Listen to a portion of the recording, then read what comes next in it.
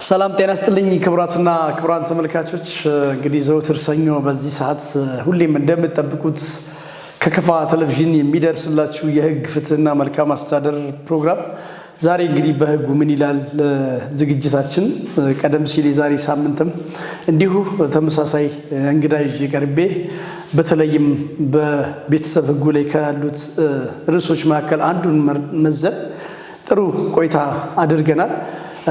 ሳምንት እንግዲህ ከጋብቻ ጋር በተያዙ በርካታ መረጃዎችን በመለዋወጥ ለእናንተ ያስተምራሉ የምንለውን ለማድረስ ሞክረናል። ዛሬም በዚሁ ርዕስ በህጉ ምን ይላል ስር በተለይ ደግሞ ከጋብቻና የንብረት አስተዳደር እንዲሁም ደግሞ እንደው ምናልባት አድርስና ብሎ ደግሞ የፍቺ ስርዓቱ በህግ አተረጓጎም ምን ይመስላል ምን ይዘቶችንም ያካትታል የሚሉትን አጠር አድርገን ለማየት እንሞክራለን።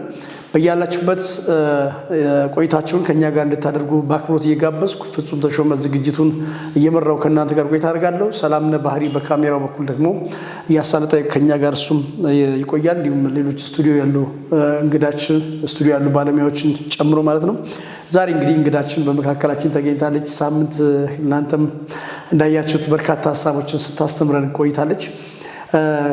ዛሬም ከዳኛ ሊዲያ ኬሮ ጋር ቆይታ የምናደርገው። ሊዱ በድጋሚ ስለመጣሽ እጅግ አድርጌ አመሰግናለሁ። እንግዲህ ስቱዲያችን ተገኝተሽ በርከት ያሉ ሀሳቦችን በማንሳት በተለይ ደግሞ ከጋብቻ ጋር ተያይዞ የህግ አተረጓጎሞችን ለማንሳት ሞክረናል። ዛሬም ይህንን ቆይታ ቀጥለን የተወሰኑ ሀሳቦችን እናንሸራሽራለን። እንደው በነበረ ቆይታ እንደው ምን ተሰማሽ?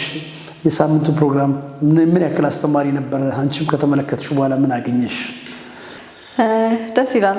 ያው ስለጋበዛችሁኝ በቅድሚያ ማመስገን እፈልጋለሁኝ። የባለፈው ሳምንት አስተማሪ እንደሆነ የራሴ ግምት ይኖረኛልና ያው አስተማሪ ነው።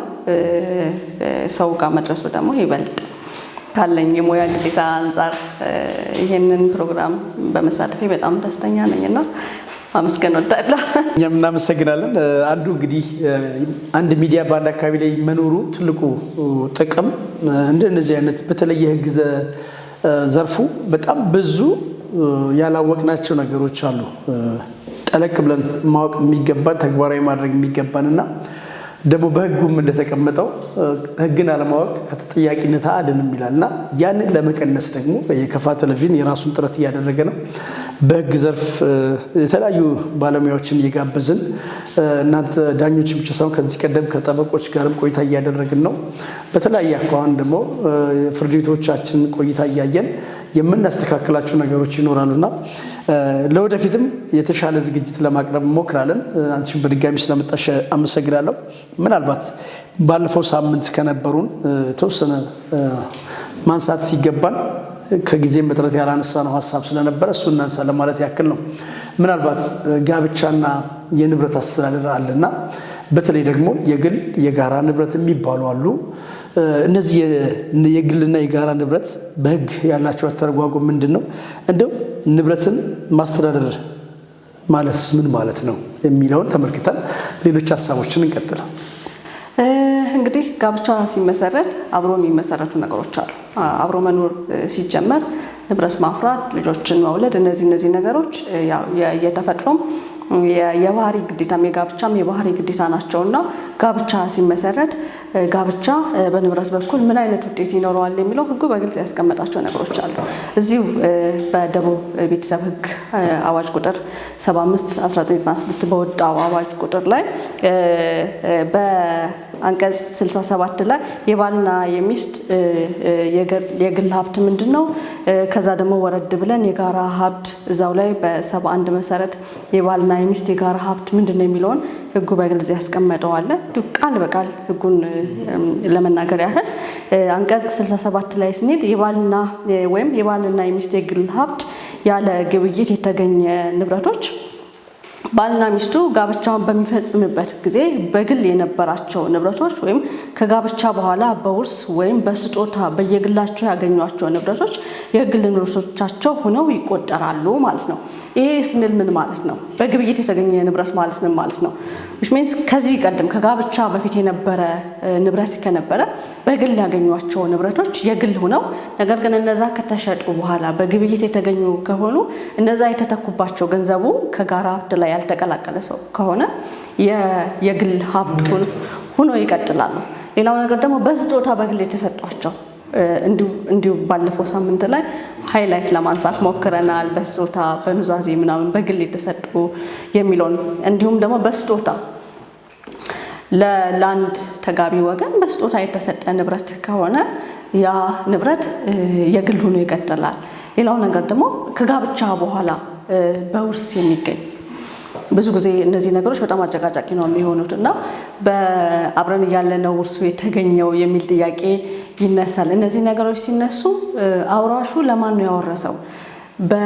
ያው በውርስ ሕጉ ላይ በግልጽ የተቀመጡ ነገሮች አሉ። ወደዛ መሄድ ሳያስፈልግ አውራሹ ሳይናገር ውዛዜ ሳይሰጥ ያወረሰው ከሆነ ለአንደኛው ወገን ግን ውርስ የማግኘት መብቱ እስከተጠበቀለት ድረስ ያ ወገን ወራሽ ነው። ስለዚህ ይሄ የውርስ ንብረት የጋራ ሀብት ሳይሆን የግል ሀብት ሆኖ ይቆጠራል ማለት ነው። ስለዚህ የግል ሀብቱን የማስተዳደር መብት ያንደኛው ነው። ለምሳሌ አንደኛው ተጋቢ ወገን ለአንደኛው ተጋቢ ወገን ውክልና መስጠት ይችላል።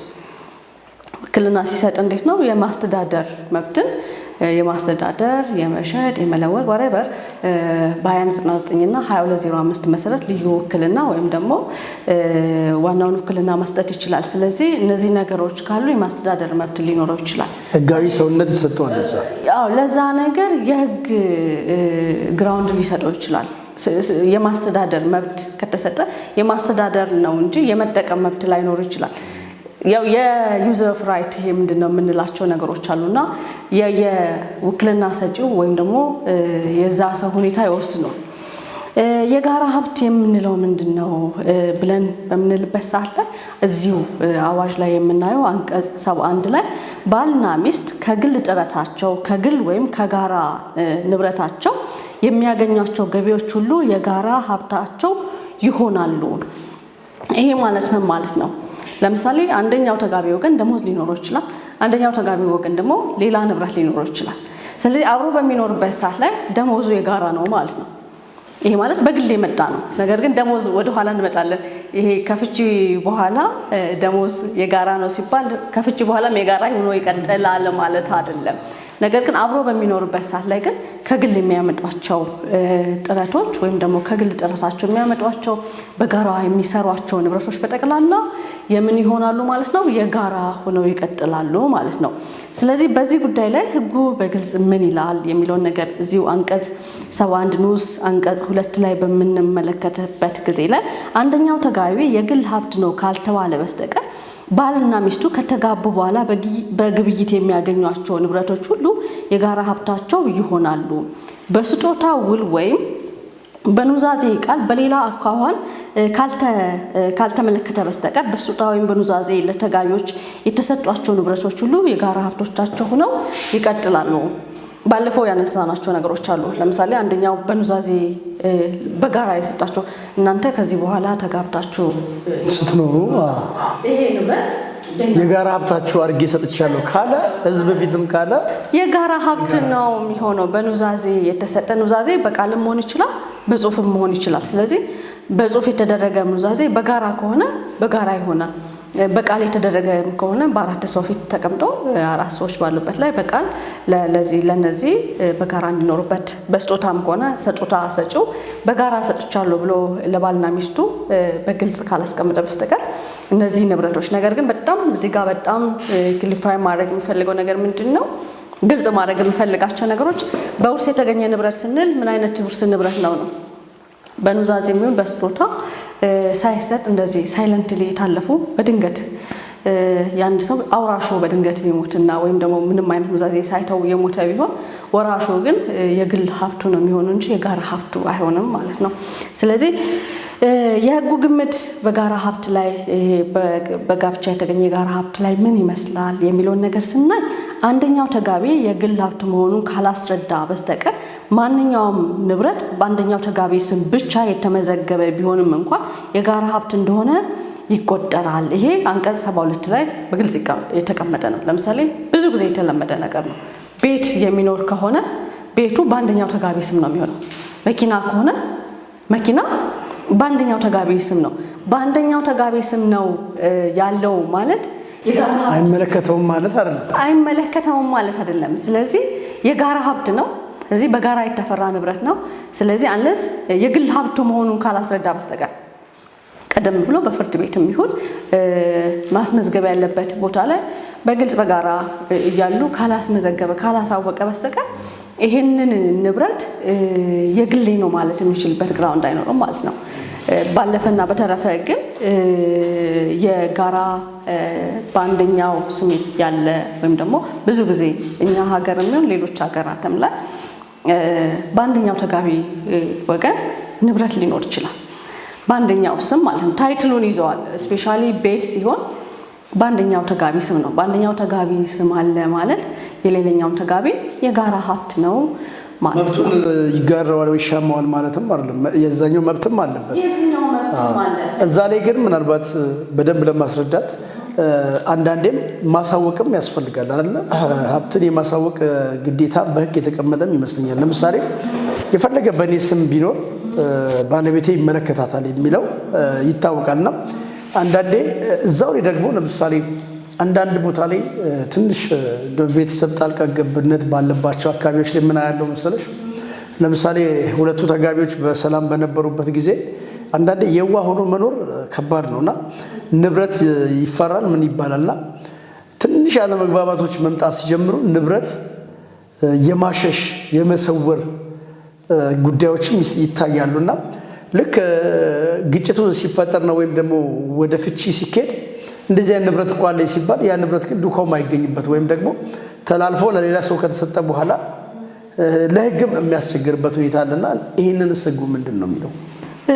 እንግዲህ በአንደኛው ተጋቢ ቅድም እንዳልኩት በአንደኛው ተጋቢ ወገን ያለ የጋራ ሀብት ወይም ደግሞ በአንደኛው ተጋቢ ስም ያለ የጋራ ሀብት ማለት የማስተዳደር ነው፣ እያስተዳደረው ነው ማለት ነው። ስለዚህ የማስተዳደር ግዴታ የባልና ሚስት የጋራ ግዴታ ነው።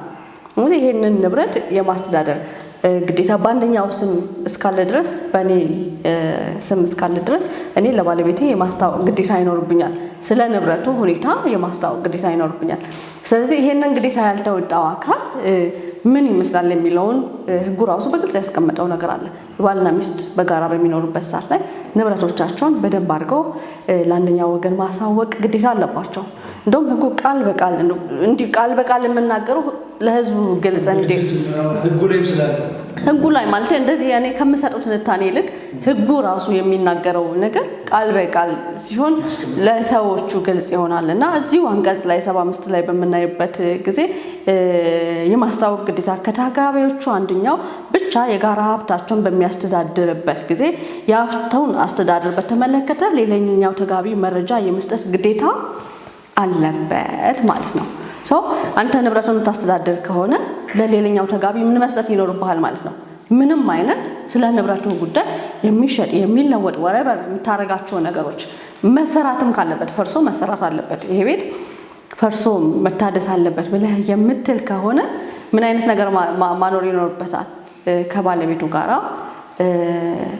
ማሳወቅ ይኖርበታል። ለስጦታ ለመስጠትም ከሆነ ማሳወቅ ይኖርበታል። እንደውም እዚህ ጋር የማሳወቅ ግዴታን በተመለከተ አያይዤ ማነሳው ነገር ምንድነው? ይሄ የሀብት የጋራ ሀብትን የማሳወቅ ግዴታ ጋራ ስምምነት እንዴት ነው? ስምምነት ስንል የጋራ ሀብት ላይ ምን አይነት ስምምነት ነው የሚኖረን የሚለውን ነገር ስናይ አሁንም 76 ላይ በሕጉ በተለየ ሁኔታ ካልተደነገገ በስተቀር በሚከተሉት ጉዳዮች ላይ ተጋቢዎች ስምምነት አስፈላጊ ነው፣ ቃል በቃል አስፈላጊ ነው ሕጉ እያለ ያለውና ያም ምንድነው ብለን ካልን ሃንስና የጋራ የሆነውን የማይንቀሳቀስ ንብረት ለመሸጥ፣ ለመለወጥ፣ ለማከራየት በመያዣ ወይም በዋስትና ለመስጠት ወይም በሌላ በማንኛውም ሁኔታ በዚህ ንብረት ላይ ሌሎች ሰዎች መብት እንዲያገኙ ለማድረግ ለም በምንመለከት ጊዜ ዋጋቸው ከብር 500 በላይ የሆኑ የሚንቀሳቀሱ ንብረቶች ወይም የገንዘብ ሰነዶችን ለመሸጥ ለመለወጥ በመያዣ ወይም በዋስትና ለመስጠት ወይም በሌላ በማንኛውም ሁኔታ ለማስተላለፍ። ሐመሩሃን በምንመለከት ጊዜ ከብር 100 በላይ ዋጋ ያለውን የጋራ ንብረት ወይም ገንዘብ ለሌላ ሰው በስጦታ ለማስተላለፍ። መን በምንመለከት ጊዜ ከብር 500 በላይ ለመበደር ወይም ለማበደር ወይም ለሌላ ሰው ዋስ ለመሆን ምን ያስፈልጋል ማለት ነው? የጋራ ስምምነት። በዚህ ሁኔታ ላይ የጋራ ስምምነት ከሌለ ኦሬዲ መብት የተሰጠው አካል ምን ይሆናል ማለት ነው? ፈራሽ ነው የሚሆነው። እዚህ ጋር ወረድ ብለን አያይዘን የምናየው ምንድነው? አንደኛው ተጋቢ ወገን የተመለከተውን ድንጋጌ ባለማክበር የውል ግዴታውን ገብቶ ከተገኘ ሌላው ተጋቢ ወገን ፍርድ ቤቱ በሚቀርበው ጥያቄ ግዴታው ሊፈርስ ይችላል።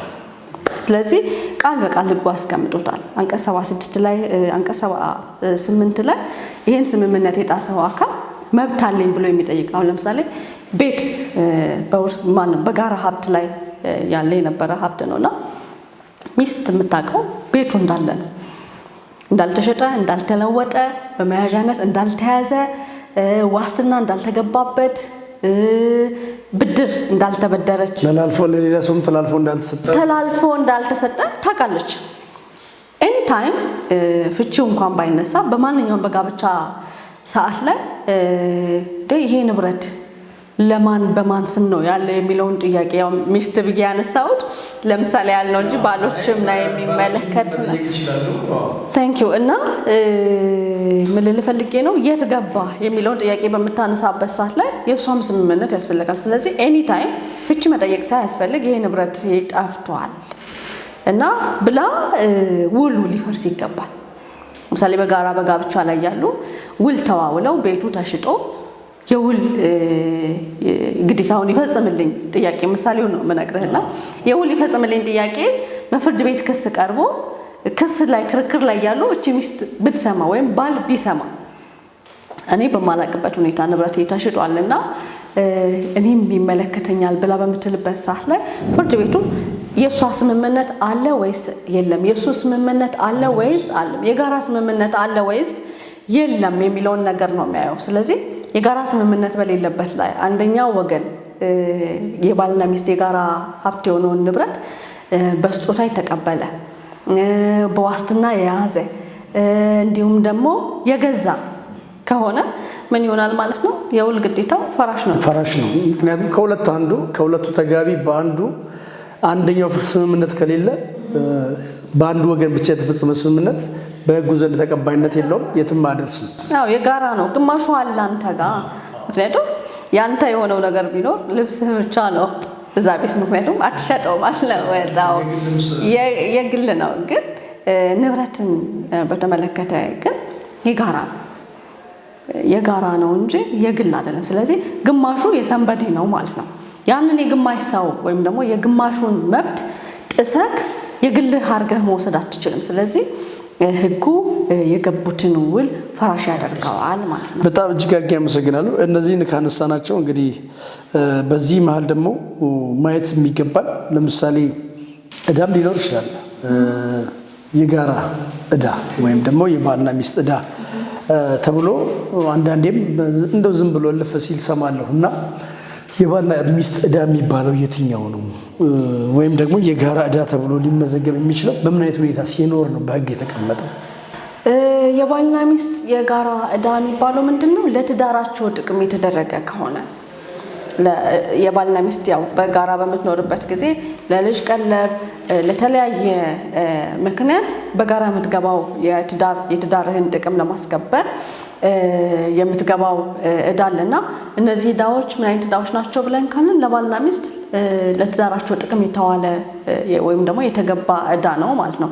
ስለዚህ ከባል ወይም ከሚስት በግል የሚጠየቅ ዕዳ ከባል ዕዳው ተጋቢ የግል ሀብቱ ዕዳውን ለመሸፈን በቂ በማይሆንበት ጊዜ ከጋራ ሀብታቸው ሊከፈል ይችላል። ይሄ ማለት ምን ማለት ነው? አንደኛው ወገን በግል የተበደሯቸው ብድሮች ቢኖሩ ከባልና ሚስት ከግል ሀብቱ በቂ በማይሆንበት ጊዜ ቀጥታ ዕዳ ጠያቂው ከጋራ ሀብታቸው ሊጠይቅ ይችላል። ለምን? ዕዳው ለጋራ ሀብታቸው ወይም ደግሞ ለጋራ ትዳራቸው ለኑሯቸው የተገባ ዕዳ ከሆነ ከጋራ ሀብታቸው ዕዳ ጠያቂው ስፔሻሊ ይሄ ነገር የሚነሳው በማን በዕዳ ጠያቂው ግን ያን ዕዳ አሁን ቤተሰብ ማወቅ አለበት ብዬ አስባለሁ። አንዳንድ ጊዜ ምን ይሆናል ብዙ ጊዜ አሁን ለኛ በገና በማደግ ላይ ባሉ ሀገራት ስንመለከት ለምሳሌ ሴቶች የቤት እመቤትነት እንትናቸው ሰፊ ነው። ብዙ ነገር የማግኘት የማየት እድል አይኖራቸውም እና ለእንደዚህ አይነት ነገር ደግሞ ሞር ተጋላጭ ሆነው ወንዱ ነው። ከዕዳ ጋር ከብድር ጋር ተያይዞ ወንዱ ነው ወደዛ የሚሄደው። ይህንን ቤተሰብ ምናልባት ላያቅ የሚችልባቸው ሁኔታዎች ይበዛሉ ብዬ አስባለሁ እና ያኔ ግን የጋራ ሆኖ ዕዳው ሲመጣ ቤተሰብ እንደ መብት ሊያነሳ የሚችለው እኔ ይሄን ብድር አላውቀውም፣ ለምሳሌ ፍርድ ቤት ላይ ሲቀር እኔ አላውቀውም ለጋራም ጥቅም ቢሆን እኔ በወቅቱ መረጃው የለኝም ቢል ትዳር ሳይፈርስም ይሄ ነገር ሊያከራክር ይችላልና እዚህ ላይ የህግ አታይ ምንድነው? ቅድም ያነሳውት የማስታወቅ ግዴታ የሚባለው ይሄ ነው። ስለዚህ የጋራ ስምምነት የሚባለው ዋስትና መግባት መብትን ዕዳም ወሬቨር እነዚህ ነገሮች ለትዳር ጥቅም የሚዋሉ ነገሮች የጋራ ስምምነት በጣም ወሳኝ ነው። የጋራ ስምምነት በማይኖርበት ሰዓት ላይ ዕዳ ጠያቂው አይ የጋራ በነበረ ሰዓት ላይ ምንድነው ለትዳር ጥቅም ነው ወይ የዋለው ዕዳው ነው። ትልቁ ጥያቄ እሱ ነው። ለግል ጥቅም ነው ወይስ ለትዳር ጥቅም የዋለ ነው? ለቀለብ ጉዳይ ልጆች መሞት የለባቸውም መቼ ለቀለብ ጉዳይ ላይ በጋራ አንዳንዴ ወይ ሚስት እንዳትሰማ ወይ ባል እንዳይሰማ ተብሎ ችግሩ ለመሸፈን ሲባል ከአንደኛ ወገን ወይም ከሌላ ከሶስተኛ ወገን የሚጠየቅ ዕዳ ሊኖር ይችላልና ያኔ ለቀለብ የወጣ ወጪ ስለሆነ የጋራ ዕዳ ነው የሚሆነው እንጂ ግን ማሳወቅ ግዴታ ነው። ማለት ይሄንን በቸልተኝነት ማለፍ የሌለባቸው ነገሮች ናቸው። ነገ ትዳር ላይ በጣም እነዚህ ነገሮች ናቸው ወደ ፍቺ ወደ ትልቁ የፍቺ መሰረት የሚሆነው ሁሉንም ነገር ሲደበቀን ነው። ትዳር የድብቅ ህይወት መሆኑ ነው ወደ ሌላ የፍቺ ህይወት የሚያመጣውና ከድብቅ ህይወትነት ይልቅ ማንኛውንም ነገር የግል ሀብት ከሆነ ግልጽ በሆነ አማርኛ ተነጋግሮ ይሄ የግል ሀብቴ ነው። እንደውም ብዙ ጊዜ ሰዎች በጣም የሚሳሳቱበት ነገር ለሶስተኛ ወገን ለአጎት ልጅ ለእህት ልጅ ለወንድም ልጅ ምናምን አሳልፎ ይሰጣሉ። ወይ በእናት ስም ወይ በአባት ስም ንብረቱን ያደርጋሉና ከዛ ይልቅ ግን ሊያጣ ይችላል። እንደውም እኔ በጣም ግልጽ ልናገር የምችለው ነገር ቢኖር ምንድነው በእናት ወይም በአባት ወይም ደግሞ በሆነ ሰንበዲ ንብረት ላይ ህጉ ያስቀመጠው ነገር አለ። ምንድነው ያስቀመጠው? አንደኛው ሳይቃወም ለምሳሌ የሰንበዲ የሶስተኛ ወገን ንብረት ላይ አንደኛው ወገን ሳይቃወም በዛ ሰው ንብረት ላይ ወይም ቦታ ላይ ይዞታ ወይም ደግሞ ቤት የሰራ ሰው አካል ካለ ሳትቃወም ከሆነ ቤቱ ያንተ ነው፣ የጋራ ሀብት ነው። መሬቱ ግን የማን ነው? የራሱ የግለሰቡ ነው የሚሆነው። ስለዚህ እንደነዚህ አይነት ነገሮች ይፈጠራሉ። በእናት ስም በአባት ስም ቦታው ላይ ከተሰራ በኋላ በትዳር ሰዓት ላይ ምንም አይነት ተቃውሞ ሳይነሳ ቤቱ ከተሰራ በኋላ ቤቱ የሰሩት በጋራ ሆኖ ሳለ ነገ ላይ የሆነ እግዚአብሔር ያምጣውና ከመጣ ፍቺ ሲጠየቅ አይ የኔ ንብረት ነው የኔ ቦታ ላይ ነው የሚለው ነገር መቃወሚያ ማንሳት የምንችልባቸው ጊዜያቶች አሉ። ይርጋ የሚያግድባቸው ጊዜያቶች አሉ። እነዛን ነገሮች ካለፍን በኋላ በስምምነት አይ በሰዓቱ ተስማምቼ በጋራ ሁለቱ አብሮ በሚኖርበት ጊዜ ላይ ለባልና ሚስት ስሩና ኑሩበት፣ ነገር ግን ቦታው የኔ ነው ይዞታው የኔ ነው በሚል አትችሉም በማለት ሰተናል በሚል በስጦታ ሳይሆን ኑሩበት፣ ግን ቦታውን ይዞታውን የመሸጥ የመለወጥ መብት የላችሁ፣ ይዞታው በኔ ስም ነው፣ ቤት ሰርታችሁ ግን ኑሩበት ብለው አንደኛ ሶስተኛ ወገን ከሰጠ ስለዚህ ቤቱ የነሱ ነው፣ ይዞታው ግን የሶስተኛ ወገን ነው የሚሆነው። ስለዚህ እነዚህ ነገሮች ከመፈጠራቸው በፊት የግሌ ነው ከሆነ የግሌ ነው በደንብ ማሳወቅ በግልጽ ማሳወቅ ሲቻል ለሶስተኛ ወገን አሳልፎ መስጠት ራስንም ይጎዳል ትዳርንም ይጎዳል ማለት ነው። ስለዚህ እነዚህ ነገሮች ማወቅ በጣም ጠቀሜታው የጎላ ነው። ተመልካቾችም ብዙ መረጃ በማግኘት ይህንን ፕሮግራም እየተከታተሉ ከፕሮግራሙ በኋላ ደግሞ በደንብ በንብረቶቻቸው በኑሮ በአጠቃላይ የኑሮ የህይወት ዘያቸው ላይ በደንብ ይወያዩበትና ለንብረቶቻቸው ለቤተሰቦቻቸው ጥንቃቄ እንዲያደርጉ ይሄ ፕሮግራም የራሱን አስተዋጽኦ ያበረክታል ብዬ ተስፋ አደርጋለሁ። ክቡራትና ክቡራን ተመልካቾች ከዳኛ ሊዲያ ኪሮ ጋር እንግዲህ ቆይታ እያደረግን ነው የሚገኘው። ቀደም ሲል እንደጠቀስኩላችሁ በተለይም በቤተሰብ ህጉ 75/1996 ላይ የተካተቱ ህጎችን ከነዛ መሃል ደግሞ በተለይ በጋብቻ ወቅት ስላለው የንብረት አስተዳደር እንዲሁም የንብረት አይነቶች ምንድናቸው፣ ንብረትና ዕዳን እንዴት አድርገን መምራት ይኖርብናል መሰል ነገሮችን እያነሳን ነው። እንግዲህ ወደ ሌላው ሀሳባችን ስንሻገር ምናልባት ሊዲያ እንግዲህ ዛሬ በጣም እንድናነሳ የምፈልገው አንዱ እንግዲህ ትዳር በስምምነት በሁለት ተጋቢዎች መካከል የሚፈጠር ነገር የሚመሰረት ተቋም እንደሆነ እናውቃለንና ይህ የተመሰረተ ተቋም በሆነ አጋጣሚ ደግሞ በሆነ ነገር አለመግባባት በመግባባትም ፍቺ ሊፈጸም ይችላልና ወይም ደግሞ በሌላ አማርኛ ትዳር የሚፈርስባቸው የተለያዩ አይነቶች አሉ በህግ አተረጓጎምና እነዛን አይነቶችን እና ከዛ በኋላ ደግሞ ትዳር የሚፈርስም ከሆነ በምን አይነት ወይ ነው እንግዲህ አሁን በጣም ዘመኑ እያደገ ነው። ሰውም ደግሞ ለራሱ ያለው የህግ ትርጓሜም ጥሩ እየሆነ ነው። በተለይ ደግሞ የኔን ሰብአዊ መብቴን የማስከበር ወይም ደግሞ እያንዳንዱ ሰው የራሱ ሰብአዊ መብቱን የማስከበር እንትኑ እየጨመረ እየመጣ ነው። እንግዲህ ከዚህ ቀደም ዱላዎች አሉ፣ መደባደቦች አሉ፣ ቤተሰብ ውስጥ ቤት ጥሎ መውጣት አለ። እንደነዚህ አይነት ነገሮች በእርግጥ አሁንም አሉ፣ ሙሉ ለሙሉ ጠፍቷል ማለት ባንችልም አልፎ አልፎ ይታያልና አሁን ደግሞ እነዚህ ነገሮችም መቅረት እንዲችሉ የሚፈርስም ትዳር በተለይ በህግ አግባብ ከሚፈርስባቸው ሌላ የሚቋረጥም ትዳር ካለ ሰላማዊ የሆነ መስመር ሊኖረው ይገባልና የሰዎች ደህንነት ጤንነታቸው የተጠበቀ ሆኖ መቋረጥ እንዲችል ህግ በጣም ይደግፋልና እንደው በምን አይነት ሁኔታዎች ትዳር ይቋረጣል ወይም ይፈርሳል? ከነዛ ደግሞ በተለይ ህጉ የሚያቋርጣቸውን ብናይ ብዬ ነው። ያው ፍቺ ወይም ደግሞ ጋብቻ ስለሚፈርስባቸው ምክንያቶች አንደኛው ሞት ነው። ሞት ጋብቻን ሊያፈርስ ይችላል። ያው ኮምፕሊትሊ ጋብቻን ሊያፈርስ ከሚችልባቸው ምክንያቶች ሞት አንደኛው ነው።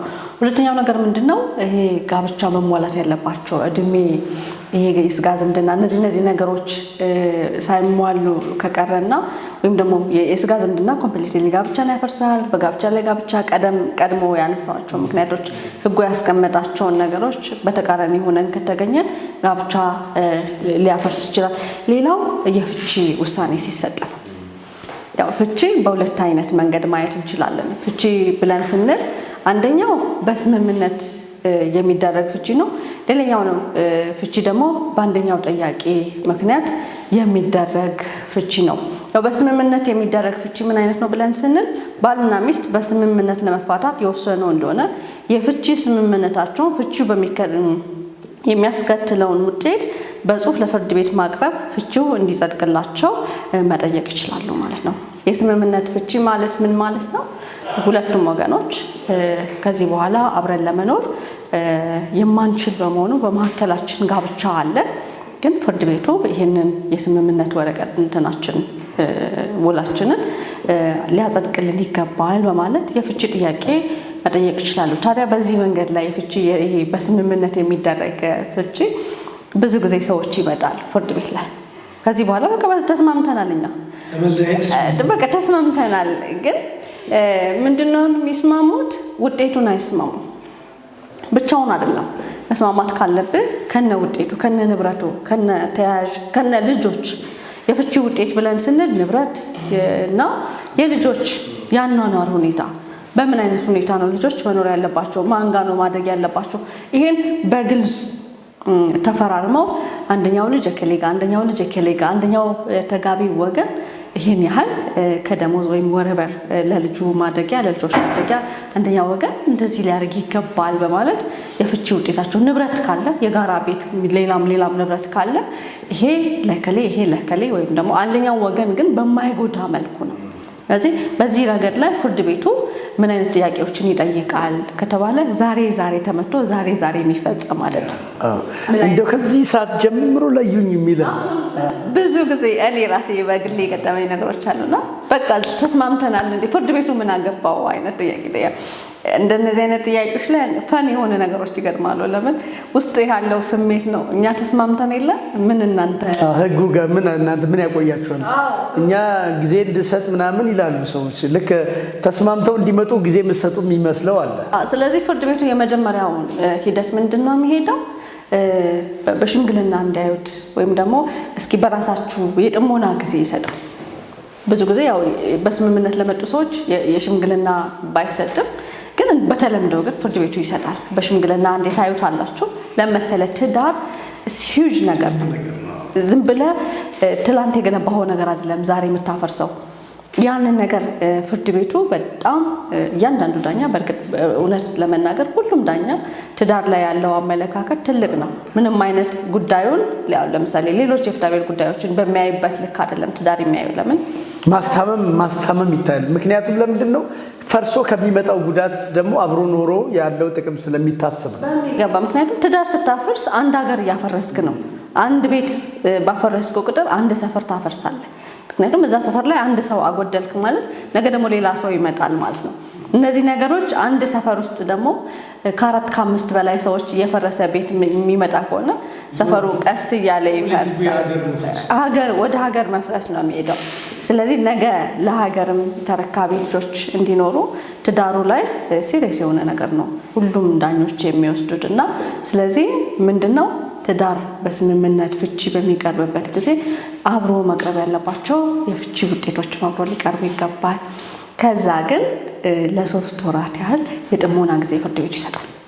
አልቴ እንዲያስቡበት በደንብ በስምምነት ፍቺውን ወስናችኋል፣ ግን አስቡበትና ተመለሳችሁ ነው። ስለዚህ እንደነዚህ አይነት ነገሮች አስቦ ከ3 ወር በኋላ የተለወጠ ነገር ከሌለ ፍርድ ቤቱ 3 ወር ከጠበቀ በኋላ ግን ፍቻቸውን ያጸድቅላቸዋል። ሌላው ቅድም ያነሳሁት ነገር እዚሁ ከፍቺ ስምምነት ጋራ ለምሳሌ አንደኛው ወገን የጎዳ ከሆነ ልጆችን በተመለከተ ምንም አይነት ሳይለንትሊ በቃ እኛ በስምምነት ተፋተናል የሚል ከሆነ ፍቺውን ብቻ ያጸድቅላቸውና የልጆችን ጉዳይና ወይም ደግሞ የፍቺ ውጤቱን በተመለከተ ግን ፍርድ ቤቱ በራሱ ውሳኔ ይወስናል ማለት ነው። አከራክሮ ሊወስን ይችላል። በተመለከተ ወይም ደግሞ በዚህ መንገድ ሊሆን ይገባል በሚልበት ስርዓት ፍርድ ቤቱ የፍቺ ውጤትን ሊወስን ይችላል ማለት ነው። ሌላው በጥያቄ የሚመጣ ፍቺ፣ በአንደኛው ተጋቢ ወገን የሚመጣ ፍቺ ምን አይነት ፍቺ ነው ብለን ካልን አንደኛው ወገን አብሮ ለመኖር የመፈለግን ግዴታ አይ በቃ ከዚህ በኋላ አብሬ ለመኖር ፍቃደኛ አይደለሁኝም ወይም ደግሞ በትዳሬ ላይ ተጎድቻለሁ፣ ትዳሬ አብሮ ለመቀጠል ጉዳት የሚያደርስብኝ እንጂ አብሮ የሚያኖረኝ ጉዳይ አይደለም ብሎ በሚልበት ሰዓት ላይ ፍቺ መጠየቅ ይችላል። ስለዚህ ይሄ እንደ መደበኛው የፍትሐብሔር ክርክር ያውም በመደበኛው የፍትሐብሔር ክርክር ነው የሚታየው። ልዩነት የለውም፣ ችሎቱ ልዩነት የለውም። ነገር ግን ልዩነቱ ምንድነው? የመጀመሪያው መልስ ትሰጥበታለህ። እዚህኛው ላይ ክርክር የለም፣ ምክንያቱም ሁለቱም በጋራ የጠየቁት ጥያቄ ነው። እዚህኛው ላይ ግን አንደኛው ወገን ትዳር አለ የለም ለትዳር ውስጥ ያለው ነገር መልስ ማቅረብ ይኖርበታል። ጥያቄ ተጠይቋል፣ መልስ ማቅረብ ይኖርበታል። ስለዚህ መልስ ሲያቀርብ አዎ ልጆች አሉን ትዳር አለን የሚል ከሆነ ፍቺና የፍቺ ውጤቶችን በተመለከተ ፍርድ ቤቱ የመጀመሪያው ስቴፕ ምንድነው? ለሽማግሌ ይሰጣል። በሁለቱ መካከል ያለውን የሀገር ሽማግሌ አይቶ እንዲያስተካክለው። እኛ የሀገር ሽማግሌ አንፈልግም ብዙ ጊዜ የሚገጥመኝ ነገር ስለሆነ ነው። በታምር አንገቴ ላይ ቢላይ የእኛን ጉዳይ ሽማግሌ አይቶ ጨርሶታል ነው የሚል ጥያቄ በአንደኛ ወገን ይመጣል። ፍቺ ጠያቂው ለምን ሽማግሌ ያያል በቃ እኔ ፈለግኩ አይደለ ምናምን የሚል ጥያቄዎች መነሳታቸው አይቀርም እና ፍርድ ቤቱ ግዴታ ነው እንዲሁ ዝም ብሎ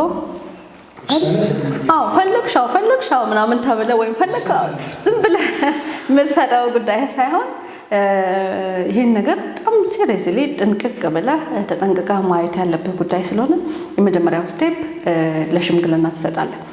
ከዛ ለሽምግልና ተሰጥቶ ታይቶ ሽማግሌዎቹም ከአቅማቸው በላይ ከሆነ ወደ ትመጣለህ። ለጥሞና ጊዜ ትሰጣለህ። የጥሞና ጊዜ በደንብ እስኪ ራሳቸው ፍርድ ቤቱ እስከ 3 ወር እስከ 6 ወር ድረስ ለምን መሰለ ጥቅም ነው። እስከ 3 ወር ድረስ ነው እንደውም የሚለው ህጉና እስከ 3 ወር ድረስ የጥሞና ጊዜ ይሰጣል ማለት ነው። በዚህ በ3 ወር ጊዜ ውስጥ አሁንም የጥሞናውን ጊዜ አልፎ የተለወጠ ነገር ከሌለ ፍርድ ቤቱ የመጀመሪያው ስቴፕ ፍቺ ያፋታል ነው፣ በውሳኔ ያፋታል ማለት ነው። ውሳኔ ይሰጥበታል ማለት ነው። በጣም ደስ ይላል። እያነሳን ያለነው እንግዲህ የዕለት ተዕለት ኑሯችን ላይ የሚገጥመንም ነገር ስለሆነ በሰው ልጅ ያው በኑሮ ሂደት ውስጥ እንደነዚህ አይነት ሁኔታዎች ይገጥማሉ። ምናልባት በሁኔታዎቹ ደግሞ መረጃ በማግኘት መሆን ያለበትን በተለይ ደግሞ አብሮ የመኖርን ነገር እንዲያጠናክሩ ፍርድ ቤቱም በጣም የሚደግፈው ነገር ይህም ስለሆነ እኛም ይህን ፕሮግራም ለማዘጋጀት ተገደድን ብዬ ተስፋ አድርጋለሁ።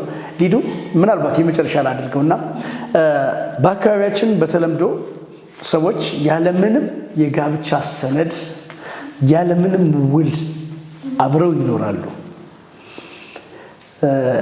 ህጉ ይህን እንዴት ነው የሚያየው?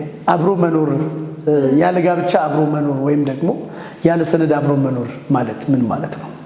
ያለ ጋብቻ ወይም ደግሞ ያለ ሰነድ ይሄ ሬጉላር ዩኒየን እና ኢሬጉላር ዩኒየን ብለው ህጉ ለሁለት ከፍሎታልና እስካሁን ከዚህ በፊት ያወራናቸው እስከዚህ ሰዓት ያወራና በሰነድ ያሉትና ነገር ግን ይሄ ምንድነው እንደ ባልና ሚስት አብሮ መኖር የሚለውን ነገር ፍርድ ቤቱ ወይም ደግሞ ህጉ የሚያይበት መልኩ ምን ይመስላል ብለን ስንል እዚህ አንቀጽ ላይ 111 ላይ በግልጽ ትርጉም በሚሰጥበት ሁኔታ ላይ ጋብቻ ሳይፈጽሙ እንደ ባልና ሚስት አብሮ መኖር ማለት አንድ ወንድና ሴት በህግ በሚጸና አኳኋን ጋብቻ ሳይፈጽሙ በትዳር መልክ የኖሩ ሲሆን ነው ማለት ነው። ይሄ ማለት ነው በህግ በሚጸና አኳኋን ለምሳሌ ውል ሳይኖራቸው ምናምን ሳይኖራቸው ይሄ በክብር መዝገብ ሹም በሃይማኖት በካልቸር እነዚህ ነገሮች ምንም አይነት ሁኔታው ሳይገቡ ማንም ሰው ሳያውቅላቸው ድንገት መስርተው ነገር ግን በማህበረሰቡ ዘንድ እየቆየ ከ6 ወር በላይ ምናምን ቆይተው የሰፈሩ ሰው የሚያውቃቸው ባልና ሚስት እንደሆኑ የሚሆን ከሆነ ህጉ ምን አይነት ይዘት ይኖረዋል? እንደ ባልና ሚስት አብሮ መኖር ነው። ስለዚህ እነዚህ ሰዎች ባልና ሚስት ናቸው። ህጋዊ ግራውንድ የላቸውም እንጂ በህግ የጸና አኳኋን ውስጥ አልገቡም እንጂ እነዚህ ሰዎች ባልና ሚስት ናቸው ማለት ነው። ስለዚህ በህግ ይዳኛሉ። በህግ እንደውም ቃል በቃል እነዚህ ነገሮች ምንድናቸው የሚለውን እዚሁ 112 ላይ በምናይበት ጊዜ ጋብቻ ሳይፈጽሙ እንደ ባልና ሚስት አብረው የሚኖሩ ማለት ወንድየውና ሴትየው የሚያሳዩት ሁኔታ ህጉ እንደ ተጋቢ ሰዎች አይነት መሆን አስፈላጊ በቂ ነው። ለሶስተኛ ወገኖች እንደተጋቡ ሆነው መቅረብ አስፈላጊ አይደለም። አንድ ወንድና አንዲት ሴት በታወቀና በተደጋገመ ሁኔታ የሩካቤ ሥጋ ግንኙነት መፈጸማቸው ብቻ በሁለቱም መካከል ጋብቻ ሳይፈጽም እንደ ባልና ሚስት ግንኙነት አላቸው ለማለት በቂ አይደለም ማለት ነው። አይኔና እሷ እንደነዚህ አይነት ነገሮች አሉ ግንኙነት አለን የሚለው ነገር ባልና ሚስት አያሰኛቸው። ባልና ሚስት የሚያሰኛቸው እንደ ባልና ሚስት አብሮ መኖር የሚያሰኛቸው ምንድነው?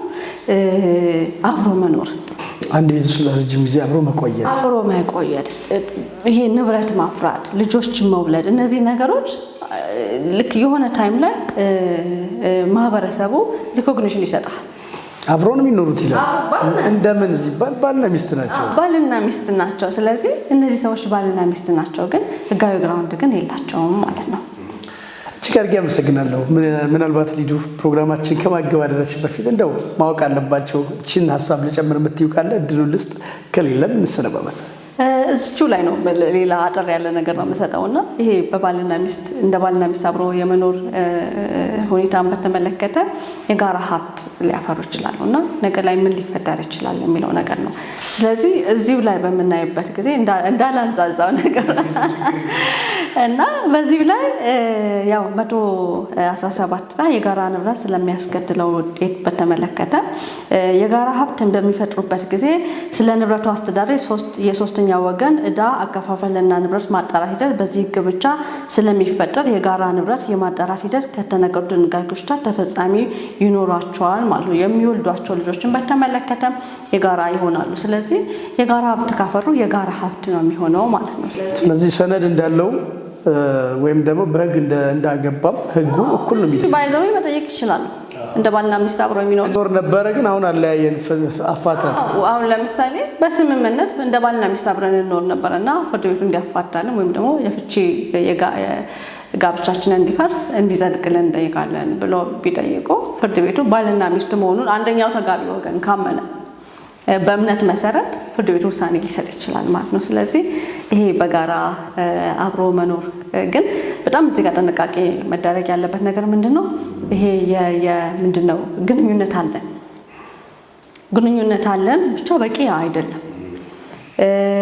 ልጅ ወልጃለሁ ልጅ መውለድ ብቻ በቂ አይደለም። ይሄ በቂ መልስ ለፍርድ ቤቱ በቂ መልስ አይደለም። በቂ የሚሆነው ምንድነው?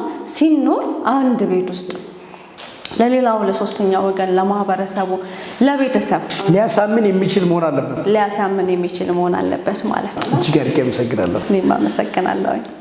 ክቡራትና ክቡራን ተመልካቾች ከዳኛ ሊዲያ ኪሮ ጋር እንግዲህ በርካታ ሀሳቦችን ያንሸራሽርን ለእናንተ ሊጠቅሙ በሚችሉ መልኩ እያቀረብን እንገኛለን። በዚህ አጋጣሚ የከፋ ቴሌቪዥን እንደነዚህ አይነት የህግ ባለሙያዎችን እዚህ የጋበዘ ስቱዲዮ የጋበዘ ያሉበትም እየሄደ እየሰራ ለህብረተሰቡ ለማቅረብ እንግዲህ ሁልጊዜም ዝግጁ ነው። ምናልባት አብሮ መስራት ለምትፈልጉ የህግ ባለሙያዎች፣ ሌሎች የፍርድ ቤቶች፣ የፍትህ ተቋማት እንዲሁም ደግሞ የጠበቆች ማህበር ሌሎችም ህግና ህግ ላይ የምትሰሩ በዚህ አጋጣሚ ሁልጊዜም ነው የምንለው ከኛ ጋር መስራት እስከፈለጋችሁ ድረስ በራችን ለናንተ ሁልጊዜም ክፍት ነው። ምናልባት ለማስታወስ ያክል ስልካችን ከዚህ በታች እንጽፋለን።